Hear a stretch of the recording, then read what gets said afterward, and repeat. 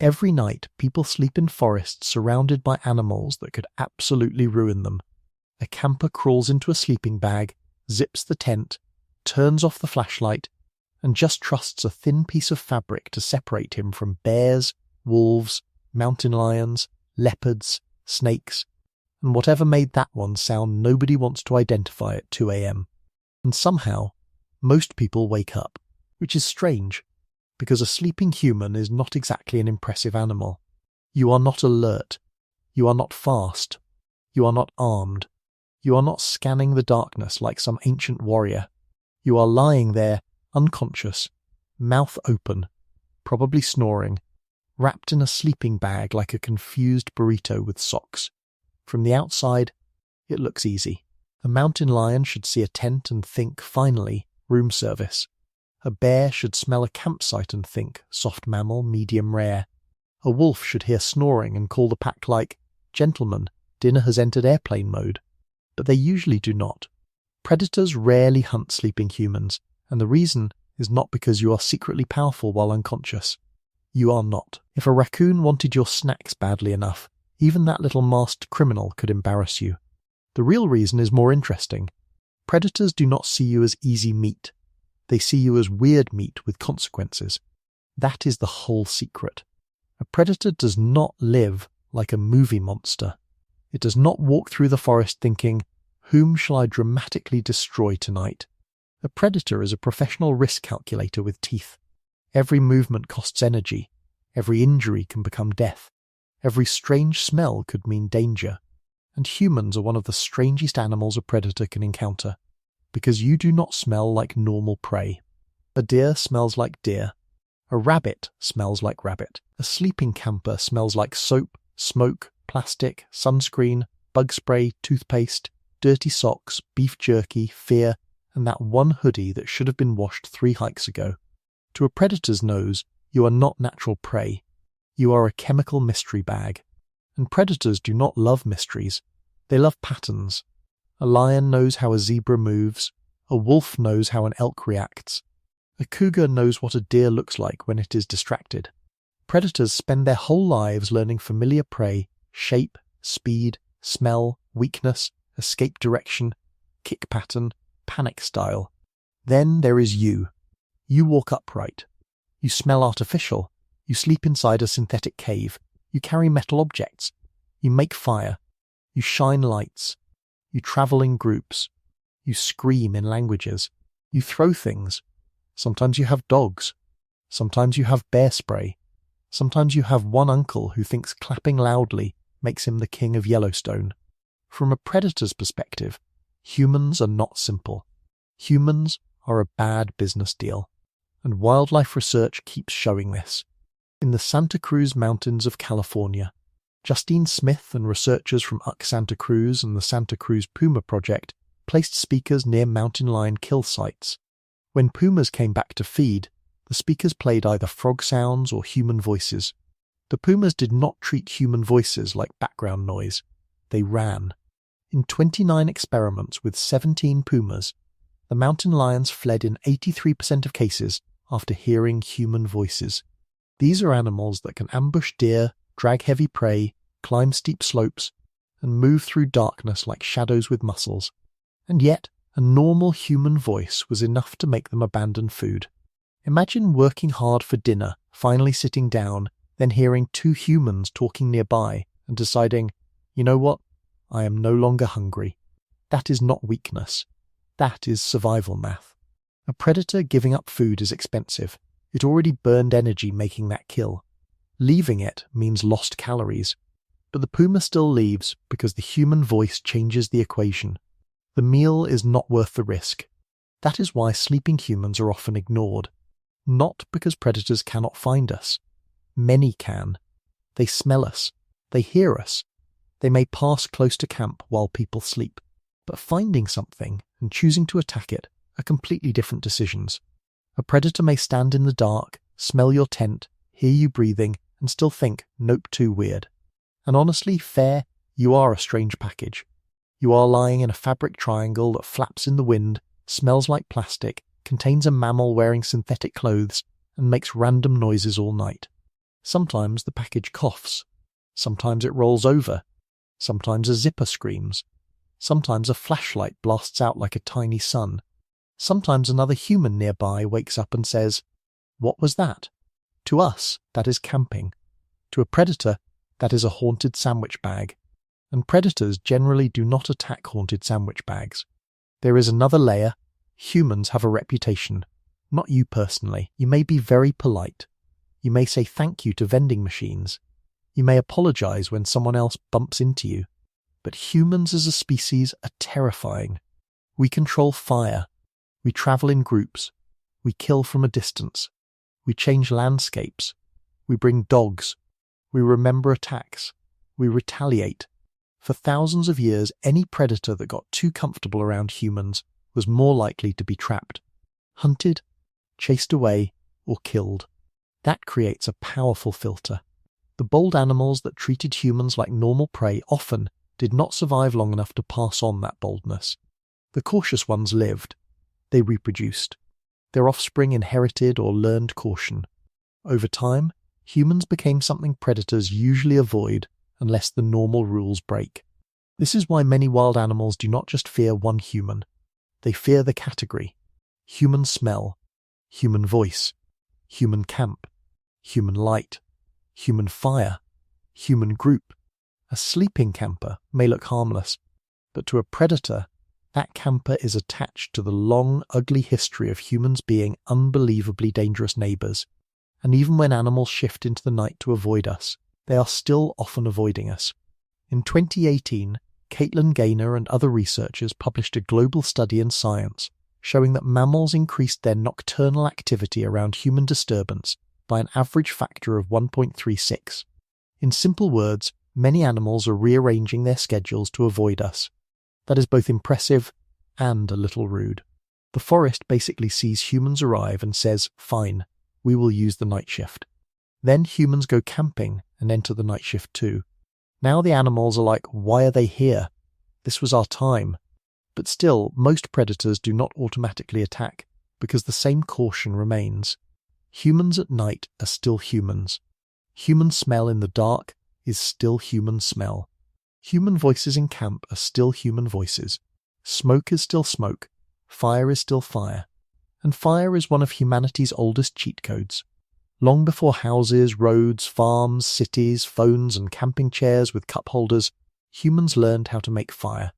Leiden University's archaeology project on fire and human evolution notes that fire control offered protection against predators and cold, and expanded the range of foods humans could eat. Fire changes the entire night. It creates light where darkness should be. It creates heat. It creates smoke. It crackles. It moves like a living thing.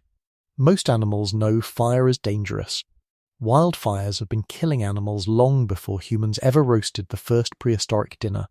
So a campfire tells the forest, something unusual is here. Something controls the bright hot thing. Maybe avoid that. Even if the fire is low, the smoke stays on clothing, tents, hair, food and gear. The camp becomes a smell map of human presence. To a bear or cougar it does not smell like a sleeping deer. It smells like a human event.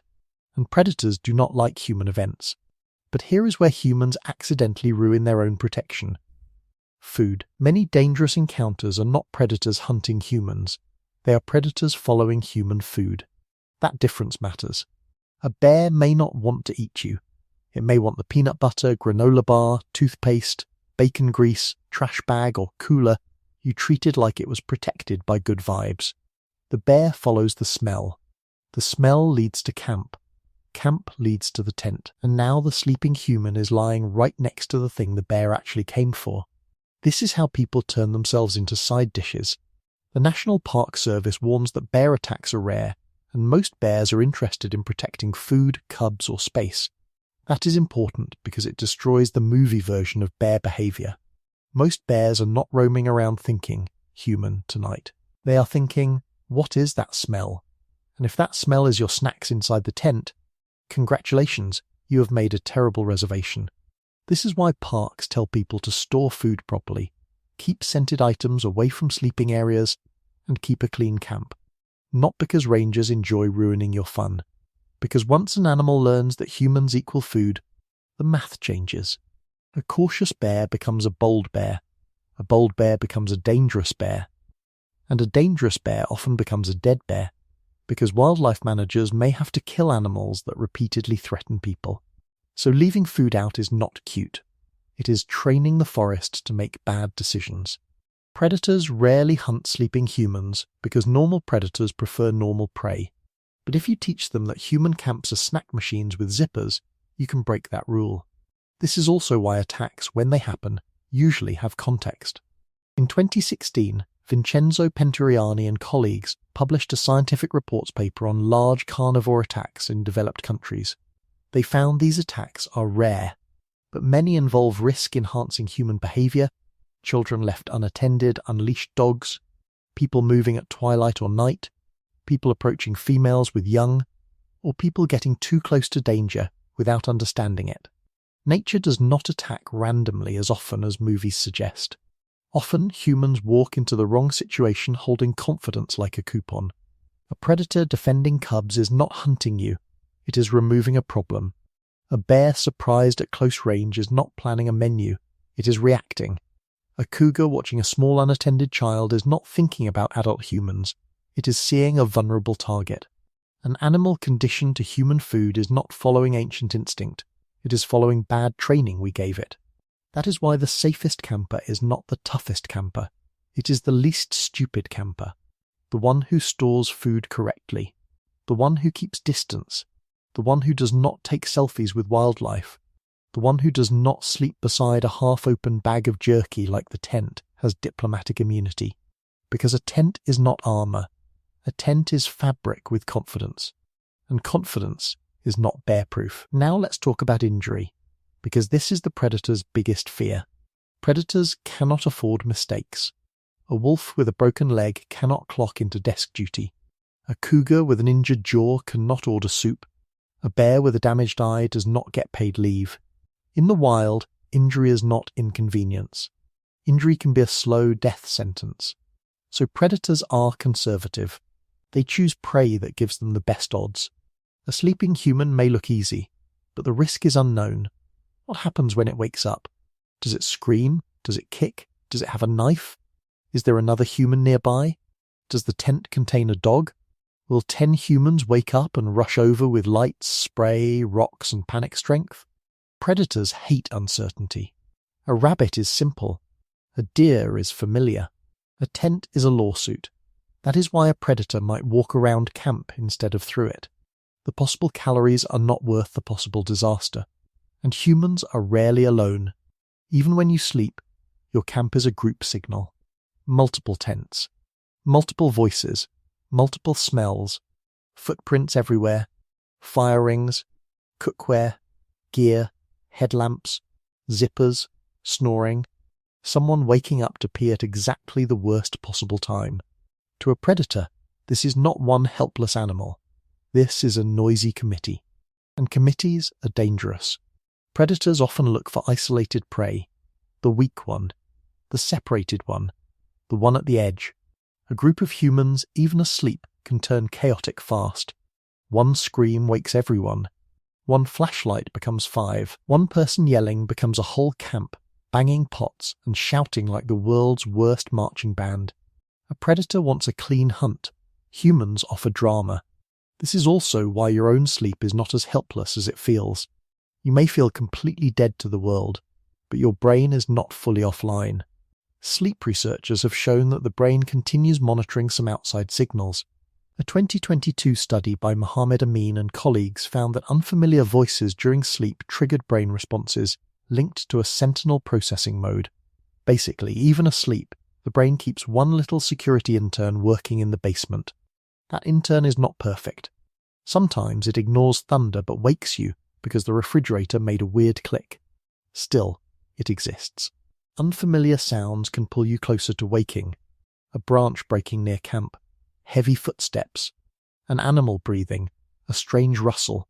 Your brain may flag it before you fully understand it. This does not make you safe. It makes you slightly less useless. And in nature, slightly less useless can matter. But there are exceptions. Predators do attack sleeping or resting humans sometimes. It is rare, but real. Bears have attacked people in tents. Cougars have attacked campers. Wolves have attacked humans in unusual circumstances. These stories are terrifying because they violate the rule we expect, that if we zip the tent, we are inside a tiny safe house. But a tent is not a force field. It is nylon optimism. Stephen Herrero and colleagues studied fatal American black bear attacks from 1900 to 2009. They found at least 63 people were killed in 59 incidents over more than a century. Every death is tragic, but the number also shows how uncommon fatal black bear attacks are compared with the massive number of people camping, hiking, working and living in bear country. The danger is real, but rare. And the rare cases often happen when something changes the predator's normal calculation. Starvation, injury, food conditioning. Surprise, cubs nearby. A carcass nearby. A lone person. A child. A dog escalating the encounter. Human food stored badly. A predator that has learned people are not dangerous. Once the animal's math changes, your tent can stop being weird and start looking accessible. History has famous examples of predators turning to humans under unusual pressure. The Tsavo lions in Kenya in 1898 became legendary for killing railway workers. Later research by Larissa DeSantis and colleagues in Scientific Reports used dental microwear analysis and found dental injuries may have pushed some man-eating lions towards softer foods. That does not mean every injured predator becomes a man-eater. It means exceptions often have reasons. Normal predator behavior is avoidance. Broken predator behavior is where the horror stories begin. And humans can help create broken behavior by making wild animals comfortable around us. Feeding wildlife is one of the worst things people do while thinking they are being kind. A fed predator learns the wrong lesson. It learns that humans are not danger. Humans are food access. Camps are food access. Roads are food access. Coolers are food access. At that point, the predator is not becoming evil. It is becoming educated by idiots. And educated predators are dangerous. So why do predators rarely hunt sleeping humans? Because under normal conditions, the risk-reward math is terrible. You smell wrong. You look wrong. You sleep in a strange object. You are often near fire. You are often in a group. You make weird noises. You may have tools. You may have dogs. You are attached to the most dangerous species most predators have ever learnt to avoid. A sleeping human looks helpless to another human. To a predator, it looks like a mystery wrapped in smoke and bad odds. And predators do not survive by being brave. They survive by being careful. That is the big misunderstanding. We imagine predators as fearless because they are powerful. But power does not remove risk. A tiger is powerful. A lion is powerful. A bear is powerful, but none of them want an injury that stops them from eating next week. So most predators take the safer option. They pass the tent, they circle the camp, they sniff the air, they choose the easier prey. Then you wake up in the morning thinking the tent protected you. The tent helped, but what really protected you was a stack of invisible things. Human reputation, strange smell, group noise, fire, unfamiliar shape, predator caution, and the fact that wild animals are usually much smarter than horror movies, which is comforting, and also a little insulting, because somewhere in the dark a mountain lion may have looked at your campsite and decided, no, that thing is not worth the paperwork. Fair enough. Humans are weird. We enter the wilderness wearing synthetic clothes, carrying trail mix, spraying chemicals on our skin, sleeping inside portable fabric caves, snoring like broken engines, and then calling it getting back to nature. Predators see that and think, that is not nature. That is a moving problem. And most of the time, they let the problem sleep. Now here is the question. If you heard something large walking outside your tent at 2 a.m., what would you do first? Freeze? Whisper? Grab bear spray? Wake your friend? Or pretend you did not hear it and let your friend become the main character? Be honest. Because that moment is exactly why predators rarely hunt sleeping humans. Not because humans are easy. Because humans are strange, risky, noisy, unpredictable, and backed by a species that has made predators regret curiosity for a very long time. A sleeping human may look helpless, but to a wild predator, the safest meal is usually not the weird animal inside the haunted tent. It is something that does not come with humans.